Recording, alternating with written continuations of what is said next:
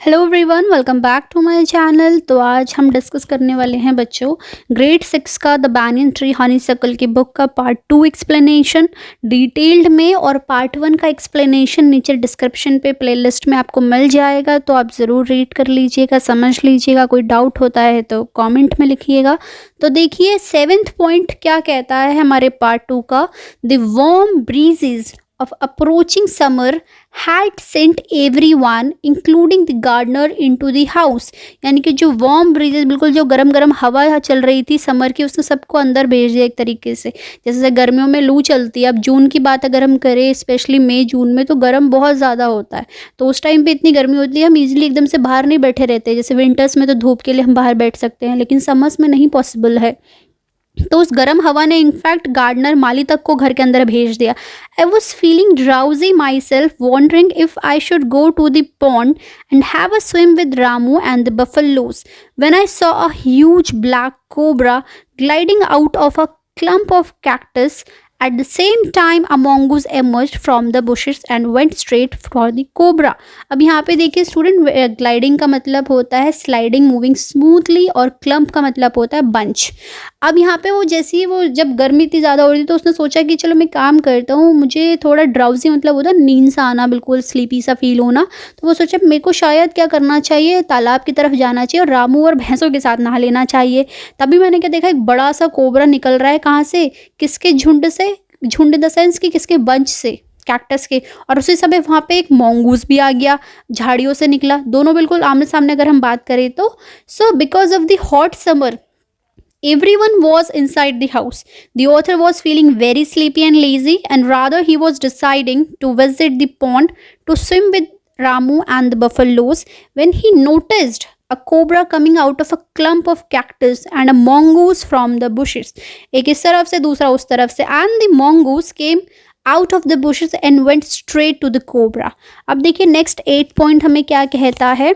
In a clearing beneath the banyan tree in bright sunshine, they came face to face। यानी कि beneath मतलब होता है नीचे, तो पेड़ से बिल्कुल अगर हम नीचे बात करें तो अच्छे से बिल्कुल उसको क्लियर व्यू, क्योंकि अभी हमने थोड़ी देर पिछले बात करें, हमने पिछले वीडियो में पढ़ा हुआ था कि ग्रैंड स्टैंड व्यू जो था, बिल्कुल जहाँ से क्लियर व्यू अगर हम बात करें वो दिख रहा था, तो उसे बिल्कुल अच्छे से वो दिख रहे थे। दे केम फेस टू फेस, दोनों दुश्मन मतलब दोनों कोबरा और आपका दूसरा कौन है, सेकेंड पेंगुइन कौन है, पहला कोबरा है और दूसरा कौन है, मोंगूस, दोनों आमने सामने। The cobra knew only too well that the grey mongoose 3 feet long was a super fighter. अब उस कोबरा को पता था भैया ये जो मोंगूस है ये क्या है, ये बिल्कुल एक तगड़ा वाला फाइटर है, क्लेवर है, चतुर है, और क्या है साथ में। देखिए नेक्स्ट पॉइंट क्या कह रहा है हमसे, एंड अग्रेसिव, और क्या है वो बिल्कुल ही अग्रेसिव होता है, यानी कि एकदम से गुस्सैल आक्रामक वाला।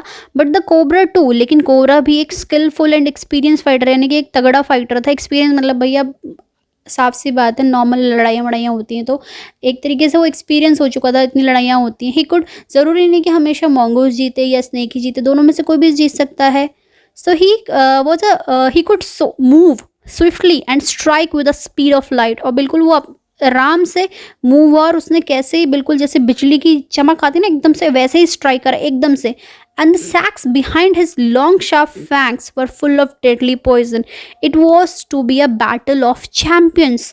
अब उसने यहाँ पे क्या बात हो रही, फैंग्स मैंने स्टूडेंट आपको भी पिछले उस वीडियो में बताया था कि फैंग्स जो होते हैं एक तरीके से सांप के जो दांत होते हैं दो हॉलो होते हैं, या बेसिकली जो भी दांत किसी के हॉलो होते हैं बीच में पाइप जैसा जो होता है, उनको हॉलो टीथ को कहा जाता है फैंग्स। और सैक्स मतलब होता है अ पार्ट या of animal that shape like a bag. एक तरीके से जैसे आप देखना मोंगूज वोंगूज ये बोरे जैसे ही लगते हैं, मतलब बोरा जैसा इन द सेंस कि जो वो इनका आउटर पार्ट होता है। तो यहाँ पे क्या कह रहे हैं, यहाँ पे क्लियरिंग मतलब होता है कि ओपन स्पेस हो गया फॉरेस्ट में जहाँ पे कोई ट्रीज वगैरह नहीं होते हैं। एमर्ज हो गया एक तरीके से, केम आउट निकलना। सो यहाँ पे basically what the author is saying that both the cobra and the mongoose came before each other under the banyan tree। The cobra was well aware that the mongoose had super fighting skills, but he himself was also an experienced fighter and had deadly poisonous long sharp teeth. Thus, so it was a battle between two champions. Hissing defense, his forked tongue darting in and out, the cobra raised 3 of his 6 feet off the ground and spread his broad spectacle hood. The mongoose bushed his tail, the long hair on his spine stood up. So basically hissing मतलब hissing sound जो होता है defence हो गया एक तरीके से rebellion resistance में, और फोक बिल्कुल उसकी जो कांटे वाली जैसे जीभ होती है, यानी कि आप उसके सांप की अगर कभी जीभ देखी होगी, टंग देखी होगी, तो वो फोक में होता है, जैसे कांटा होता है नूडल्स वगैरह खाने के लिए। डार्ट मतलब होता है बेसिकली एकदम से क्विकली मूव करना। तो अपने डिफेंस में उसने क्या करा, एक तरीके से जो सांप था उसने अपनी बिल्कुल टंग बाहर निकाली, जैसे अटैकिंग पोजीशन होती है, खुद को बिल्कुल ऊंचा कर ले एकदम से हाइट, जैसे कभी देखना कोई स्नेक की अटैकिंग पोजीशन होती है तो अपनी बॉडी को नॉर्मल स्टिफ कर लेता है, बिल्कुल स्ट्रेट कर लेता है, और स्प्रेड, और उसने बिल्कुल फैलाया अपना स्पेक्टिकल हुड, मतलब जो उसका अपर पार्ट अगर हम बात करें एकदम से हुड को, यहाँ पे पोर्शन की बात हो रही है। तो मॉन्गूस ने इसके रिवर्स में क्या करा, वो भी बिल्कुल तैयार हो गया, उसने अपने टेल वेल एकदम से बिल्कुल जैसे अटैकिंग पोजीशंस होती हैं, and the long hair on his spine stood up, और जो उसकी स्पाइन में वो लंबे से बाल थे एकदम से वो बिल्कुल खड़े से हो गए। So here what the author want to say that the creating a hissing sound in its defense, moving his tongue quickly in and out, the cobra raised itself from the ground and spread his hood to fight and attack. The mongoose also showed his readiness to fight by brushing his tail and raising his hair. अब देखिए next point हमसे क्या गया, हमारा जो 10th point है, though the competents were unaware of my presence in the tree. Competents basically जो participants को बोला जाता है जो फाइट में, यानी कि उन दोनों को मेरे ही वहाँ पे रहने के बिल्कुल बारे में पता नहीं था, अनअवेयर थे वो दोनों मेरी प्रेजेंस के। They were soon made aware of the arrival of 2 other spectators. अब स्पेक्टेटर्स बेसिकली बोला जाता है स्टूडेंट्स दर्शक को, यानी कि जो उसको देख रहा होता है। अब थोड़ी देर में उनको 2 और दर्शक मिल गए। अब वो 2 दर्शक कौन है, वन वॉज अ मैना, other was a jungle crow, यानी कि एक तो क्या थी, एक तो मैना थी, दूसरा कौन था, वो जंगली कौवा था। They had seen these preparations for battles and had settled on the cactus to watch the outcome. वो दोनों भी बिल्कुल तैयार हो गए बैठ के देखने के लिए, और क्या रिजल्ट आउटकम आता है। Had they been content only to watch, all would have been well with both of them. और फिर उसने सोचा कि क्या ये लोग बिल्कुल सेटिस्फाइड नहीं है, या फिर ऐसी देख रहे हैं, या ये पार्टिसिपेट कर रहे हैं या नहीं कर रहे हैं। सो दे वर नॉट सेटिस्फाइड सिर्फ देखने से, तो वो सोच रहे थे कि क्या पता उनको भी फाइट करना चाहिए। So here the participant in the fight were not aware of the author's presence in the tree, but the 2 spectators, a myna and a crow, were noticing clearly.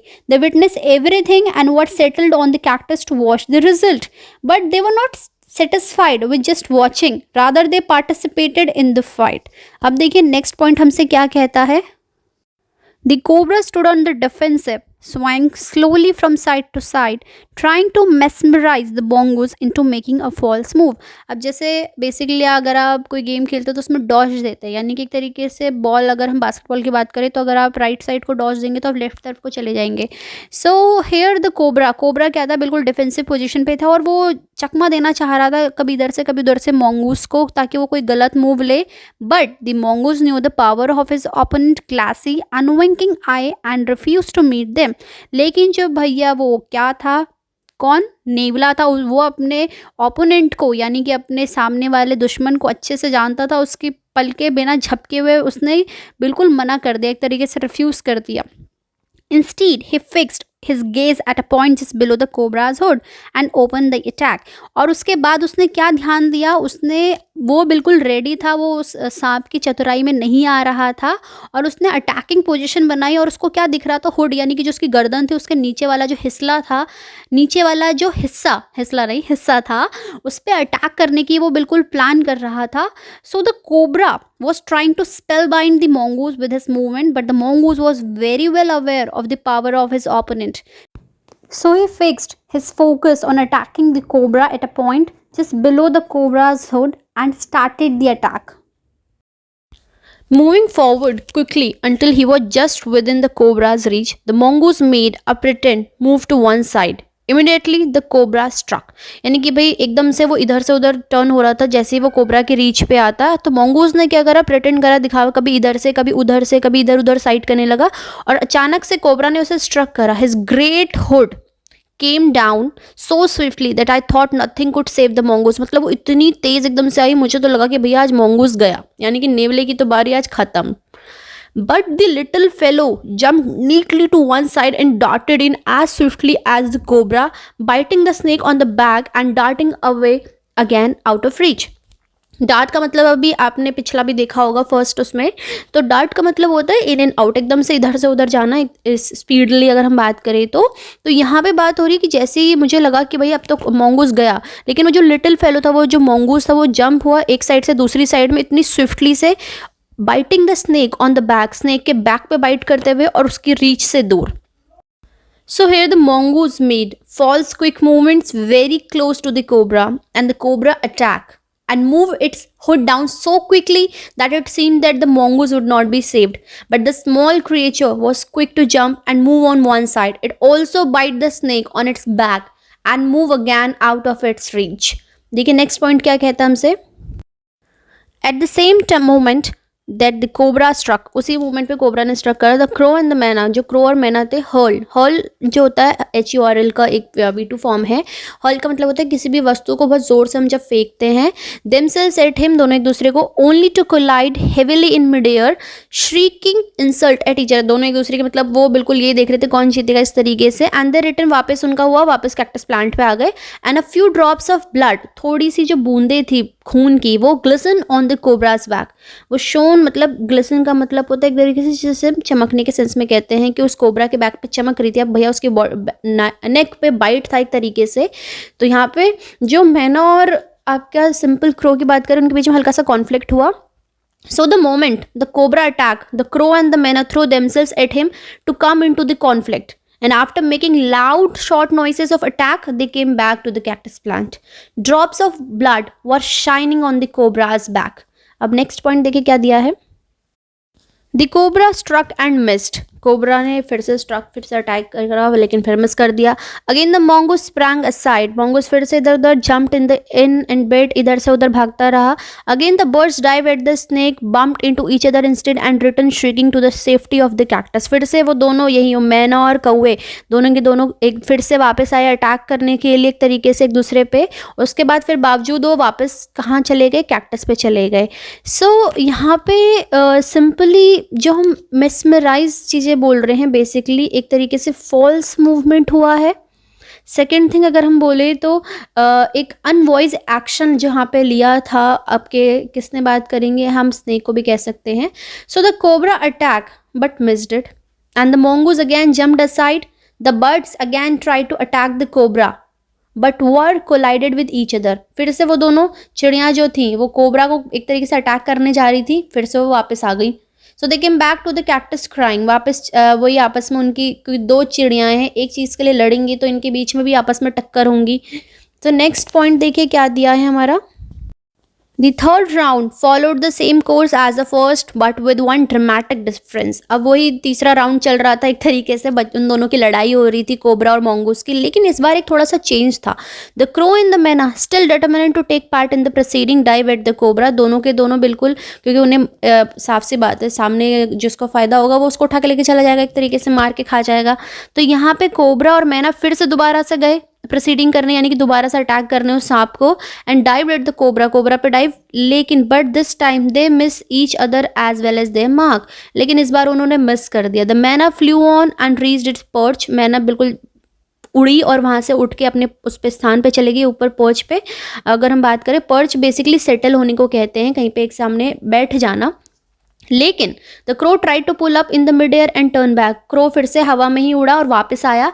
In the second that it took the bird to do with this, the cobra webbed his head back and struck with a great force, his snout thudding against the crow's body. अब यहाँ पे थोड़ी चीज़ अलग हो गई. सांप तो उसको मार रहा था, mongoose को उसने पोजीशंस वगैरह सब ली थी, लेकिन जैसे ही वो पलटा एक तरीके से उसने अपने को रोका. और स्नाउट का मतलब होता है basically the nose and the mouth of an animal.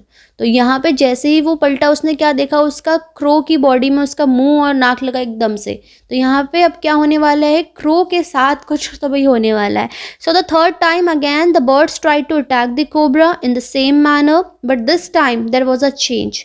They didn't collide with each other. The myna flew back to its shelter, but the crow tried to continue the fight in the air and come back. And in the second trial, the cobra also moved suddenly and attacked the crow with full force. अब देखिए next हमारा 16 point हमसे क्या कहता है। I saw the bird flung nearly 20 feet across the garden. मैंने क्या देखा, एक चिड़िया को देखा है जो फ्लंग मतलब होता है टू थ्रो समथिंग और someone and suddenly and with a lot of force. 20 feet ऊपर एक मैंने एक चिड़िया को देखा एक तरीके से जो बिल्कुल it fluttered about a while, थोड़ी देर से फड़फड़ाई, फिर उसके बाद वो स्टिल हो गई थी। एंड द मैना remained on the cactus plant, और जो मैना थी वो कैक्टस प्लांट पे ही रही। तो यहाँ पे स्टूडेंट ध्यान रखिए कि किस बर्ड की बात हो रही है। थोड़ी देर पहले जिस कौवे को सांप ने एक तरीके से बिल्कुल फोर्स से मारा था, यानी कि बिल्कुल फोर्सफुली तरीके से अगर हम कहेंगे तो उससे मारा था, और वो इतनी दूर उछल के गिरा और उसके बाद थोड़ी देर वो शेक करा एंड ले स्टिल। फ्लटर्ड मतलब ये नहीं कि ऊपर वो फड़फड़ाया इन द सेंस कि जैसे उसने जब वो कौवे को चोट लगी होगी तो थोड़ा सा फड़फड़ाया और उसके बाद स्टिल यानी कि वो मर गया। थोड़ी देर शांत रहा फिर एकदम से मर गया, मतलब उस चोट वोट लगी होगी। मैना को समझ आ गया था भैया मैना ने कोई अपने कैक्टस, वो जो कैक्टस प्लांट था वहां से हिली भी नहीं। And when the snake and the mongoose return to the fight, दोनों वापस आ गए भाई लड़ने के लिए फिर से। वेरी वाइजली, बहुत ही समझदारी से, decided not to interfere again, उन्होंने सोच लिया भाई नहीं इंटरफेयर करना इनके बीच में दोबारा से। So the cobra was weakening, cobra कमजोर पड़ रहा था। And the mongoose walking fearlessly up to it. अब भैया मोंगूज तो मतलब नेवला बिल्कुल स्ट्रांग हो चुका था क्योंकि सामने वाला कमजोर हो चुका था, उसका ओपोनेंट तो बिल्कुल बिना डरे निडर होके वॉक करने लगे अपने छोटे छोटे पैरों से। It raised himself on his short legs, उसने अपने को खड़ा कर अपने छोटे से पैरों पे। And with a lightning snap had the big snake by the snout, और बिल्कुल एकदम से जैसे झटाक से अगर हम बोले कि स्पीडली बिल्कुल जाके उसने उस कोबरे को पकड़ लिया एक तरीके से। स्नाउट मैंने आपको बताया था the nose and the mouth of the animal. फिर देखिए क्या कहता है, द कोबरा रिथ का मतलब होता है स्टूडेंट, ये आपका रिथ से बना है, इसका V2 फॉर्म है एकदम से। To turn and roll your body, यानी कि जब हम छटपटाते हैं एकदम से पीछे से, क्योंकि अभी हमने पता चला है कि सांप के जो बैक पोर्शन यानी कि जो उसकी गर्दन हुड वाला पोर्शन है उस पर चोट लग चुकी है, तो बिल्कुल करहा रहा है एक तरीके से, बिल्कुल छटपटा रहा है। And even earned lashed out in a frightening manner, बिल्कुल डर सा गया था। And even coiled itself about the mongoose, और बिल्कुल कॉइल भी इसने अपने को कर लिया था एक तरीके से मोंगूज। लेकिन कोई भी नॉट टू अवेल मतलब कि विद नो सक्सेस, कोई सक्सेस नहीं थी। Little fellow hung grimly on, grimly का मतलब होता है कि ना वेरी सीरियस मैनर में, मतलब मोंगूज तो बिल्कुल उसे बहुत तगड़े से देख रहा है।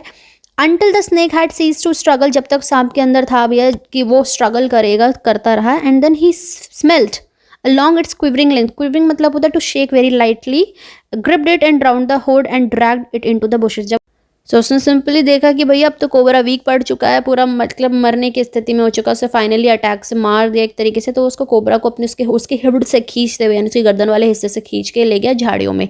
So here the author notice that the bird falling 20 feet away, and it kept shaking its body for some time, but then it became still and died. The Mena was on the cactus plant, and she didn't interfere in this fight after that. The cobra was wakened and defeated. The mongoose attacked fearlessly. It exhausted the cobra with its shrewd and fast attack moves and finally killed it. It caught the cobra from its hood and dragging it and pushed towards the bushes, into the bushes. I could say that simply. अब देखिए हमारा last point क्या कहता है।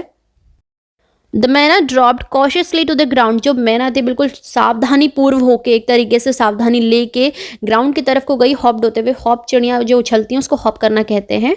Paired into the bushes, pair मतलब बिल्कुल जो झाड़ियों में झांकते हुए। At a safe distance, safe distance इसलिए क्योंकि अगर भाई एकदम से सांप थोड़ा सा ठीक ठाक हुआ तो उस पर भी अटैक कर सकता है, तो बिल्कुल सेफ डिस्टेंस जहाँ से उसको कोई चोट वोट ना लगे या उस पर अटैक ना हो।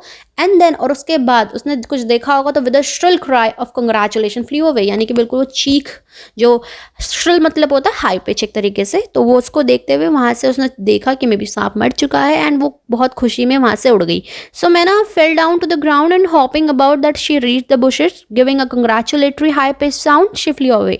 So this is all about your chapter explanation. इसमें जो mongoose और आपके उसकी फाइट वगैरह भी हुई है वो आपको स्टार्टिंग में भी दी है। So means the first part जब आप देखोगे तो उसमें भी आपको क्लियर हो जाएगा इसके बारे में। So this is a very short story, जो हाँ शॉर्ट तो हम क्या कहेंगे 2 पार्ट में थी।